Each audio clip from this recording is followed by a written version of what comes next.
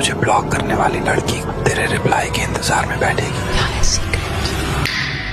तुझसे बात करना उसकी चॉइस थी, लेकिन अब तुझसे बात ना होना उसकी जरूरत बन जाएगी। पहले तू उसका टाइम पास था, अब तू उसकी मेंटल पीस का रीजन बनेगा। उसकी पूरी दुनिया में एक तू ही ऐसा होगा जिसे वो खोकर रिग्रेट करेगी। वो तुझे ब्लॉक करेगी, लेकिन खुद ही अपनी इंस्टा स्टोरी पर तेरा नाम ढूंढेगी, और फिर एक दिन तेरे सीन को देखने के लिए, तेरा रिप्लाई पाने के लिए वो तेरे डीएम में खुद आएगी। लेकिन कैसे?